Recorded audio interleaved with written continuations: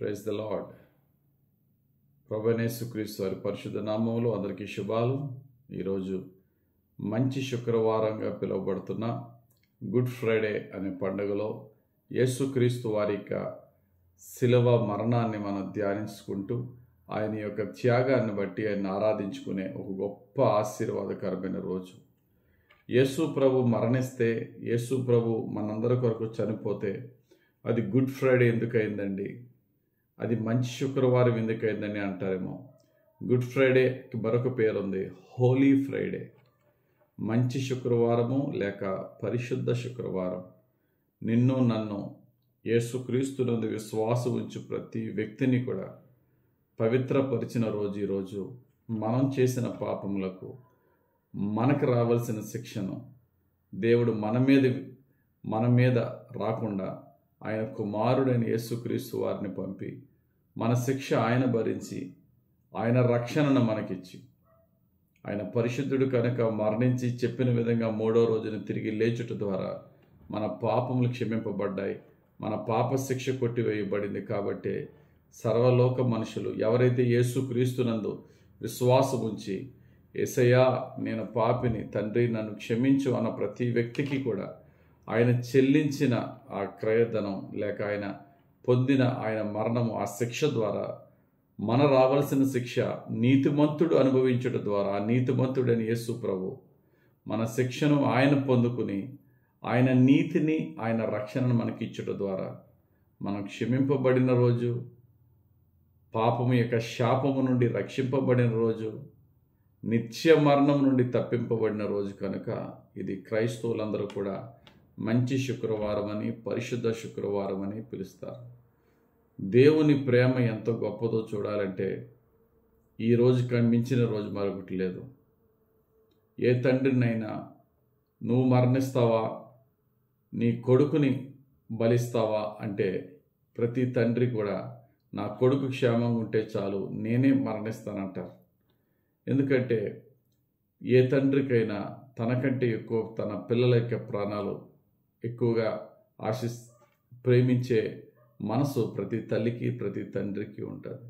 కానీ పరమ తండ్రి తన కుమారుడి ఏకైక కుమారుడని యేసుక్రీస్తు ప్రభుని మన కొరకు ఆయన ఎంత ప్రేమించాడంటే మనల్ని, ఏ తండ్రికైనా తన బిడ్డ కంటే మించిన ప్రేమ కూడా ఉండదు. అటువంటిది ఆయన బిడ్డను మన కొరకు ప్రాణత్యాగం చేసి మనలందరినీ ఆయన బిడ్డలుగా చేసుకున్న రోజు ఇది.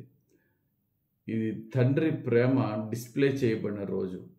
రోమీలికి రాసిన పత్రిక 5వ అధ్యాయము 8, 9, 10 వచనాలు చూస్తే, అయితే దేవుడు మన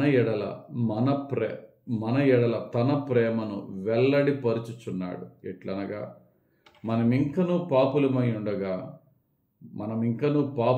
ఉండగానే క్రీస్తు మన కొరకు చనిపోయాడు. కాబట్టి ఆయన రక్తము వలన ఇప్పుడు నీతిమంతులుగా తీర్చబడి మరింత నిశ్చయముగా ఆయన ద్వారా ఉగ్రత నుండి రక్షింపబడుదుము. ఈరోజు ఎందుకు శుక్రవారం, మంచి శుక్రవారం అంటే మనం నీతిమంతులుగా తీర్చబడి, మనం నీతిమంతులు కాదు, ఆయన రక్తం, యేసయ్య రక్తంతో మనం కడగబడి నీతిమంతులుగా తీర్చబడి ఉగ్రత నుండి రక్షింపబడుదుము. చేసిన పాపం లేక శాపం మన మీదకి రాకుండా యేసయ్య కొట్టివేసిన రోజు. ఆ పాపము దేవునికి మనల్ని శత్రువులుగా చేస్తే ఆ పాపాన్ని ఆయన మీదే వేసుకుని యేసయ్య మనల్ని దేవునికి మరలా సమీపస్తులుగా మార్చిన రోజు.